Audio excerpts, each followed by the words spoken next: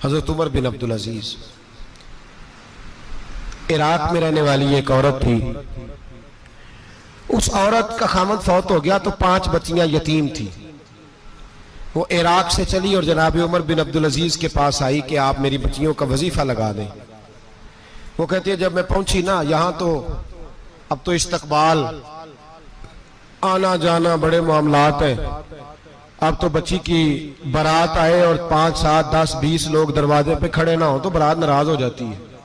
कहते हमारा इस्तकबाल ही किसी ने नहीं किया। तो इस्तकबाल तो अब इस तरह है जिस तरह नशा नहीं होता, ये इस्तकबाल की हालत है, अमीरों से लेके गरीबों तक। मुझे पूछा ही नहीं, किसी ने कुर्सी नहीं दी, आगे नहीं बिठाया, ये वाला मामला है।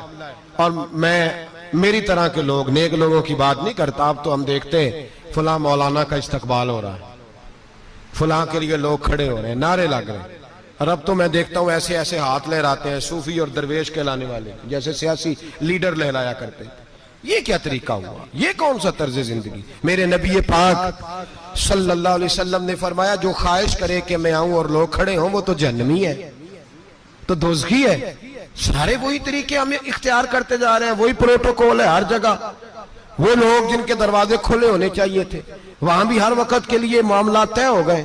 याद रखें मेरे नबी पाक अलैहिस्सलातु वस्सलाम ने जो तालीमात दी, हजरत उमर बिन अब्दुल अजीज रहमतुल्लाह ताला अलैह। औरत कहती है मैं पहुंच गई, मैंने लोगों से पूछा घर कहां है, तो कहा वो जहां बोरी लटक रही है ना बाहर, टाट का पर्दा लगा हुआ है, वो हजरत उमर बिन अब्दुल अजीज का घर है।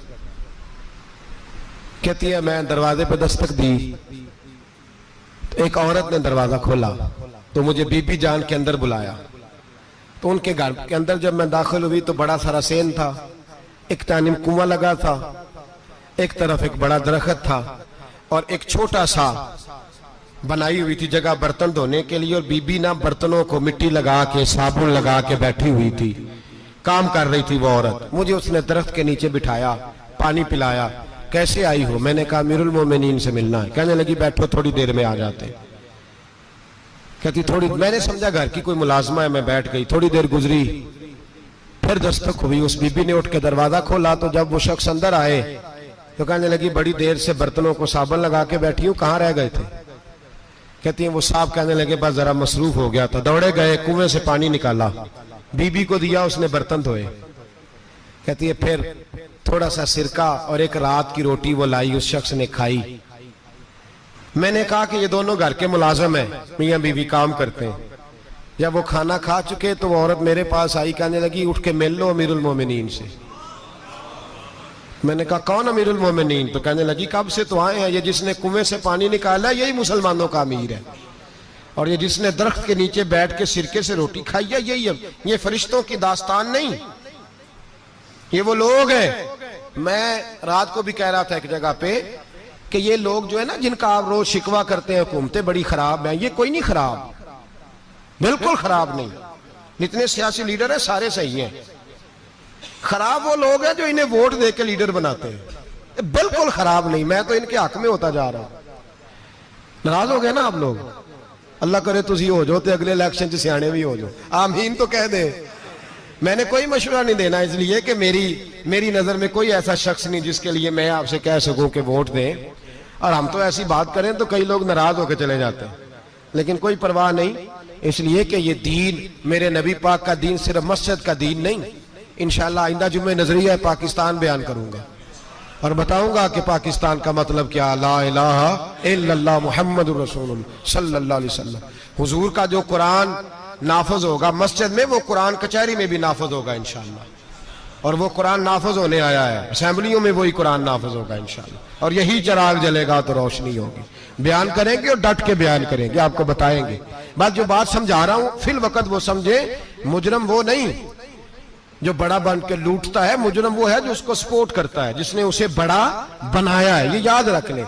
हमारी कोई बचत नहीं होगी, हमसे पूछा जाएगा, हम सारे कचहरी में खड़े होंगे, अल्लाह सवाल करेगा कि तुम बताओ तुम इनके मददगार क्यों बने थे, तुम सपोर्ट क्यों करते थे, ये पूछा जाएगा और हमने जवाब देना है।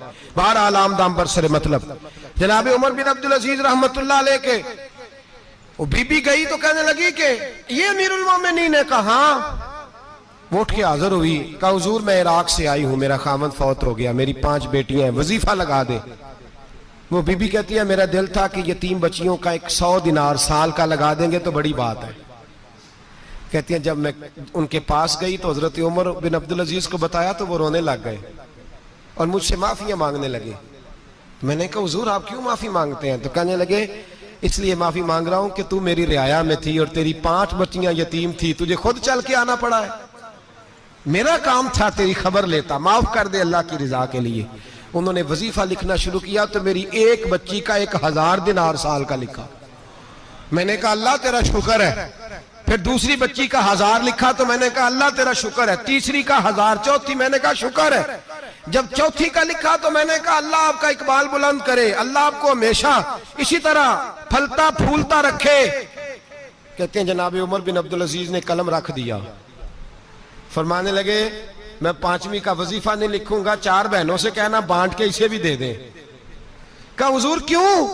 आप फरमाने लगे जब तक तू अल्लाह का शुक्र अदा कर रही थी मैं भी रब से जुड़ा हुआ था और अल्लाह से डर के लिख रहा था। अब तूने मेरी तारीफ की है, अब मेरी जात आ गई है, अब मैं अगर ये वजीफा लिखूंगा तो इससे अल्लाह राजी नहीं होगा, इससे मेरे नफ्स में रिया पैदा होगी।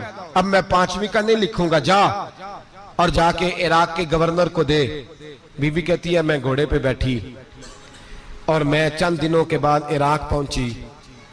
जब सवेरे आके मैंने वालिए इराक को रुका दिया तो वो चीख मार के रोया।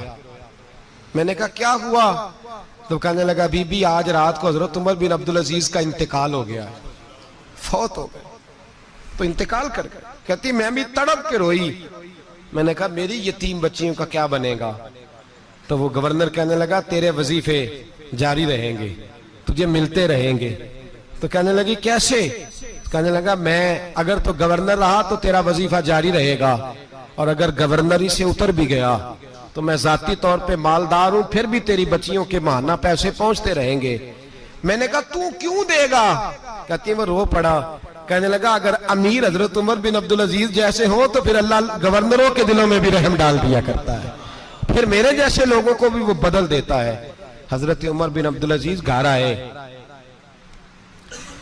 3 बेटियां थी। एक को आवाज दी, वो आई तो उसने मुंह पे हाथ रखा है। दूसरी को आवाज दी, वो आई तो मुंह पे हाथ रखा है। तीसरी को आवाज दी तो मुंह पे हाथ रखा है।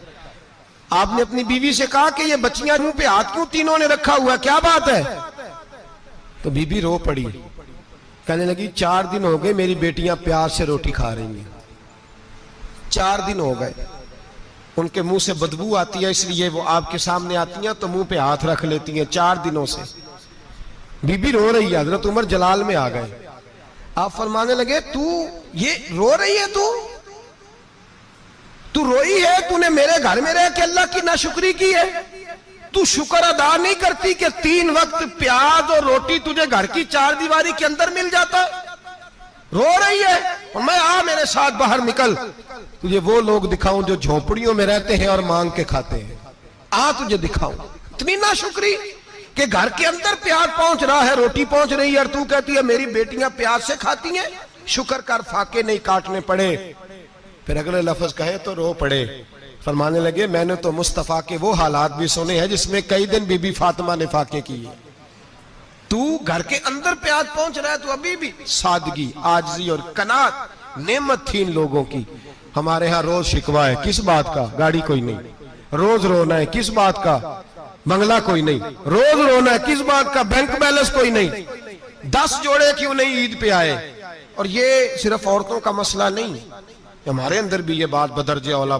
हम रोज अपने आप को मिस्कीन कहते हैं, गरीब कहते हैं, लाचार कहते हैं, मजबूर कहते हैं। कभी देखो जो झोंपड़ियों में रहते हैं, कभी पलट के देखो लोगों की तरफ जो पैदा हुए तो आंखें कोई नहीं थी, हाथ कोई नहीं थे, पैर कोई नहीं थे। वो देखो जो पैदा हुए तो सर पे बाप का साया कोई नहीं था। कैसे कैसे लोग वक्त गुजार रहे। हम रोज आके कहते हैं कारोबार ठंडा हो गया है, हालात बड़े खराब हो गए, हम बड़े मजबूर। क्या हो गया साहब? अल्लाह के दिन है, सारे अल्लाह के दिन है। वसल अच्छा है ना फिराक अच्छा है, यार जिस हाल में रखे वही हाल अच्छा है।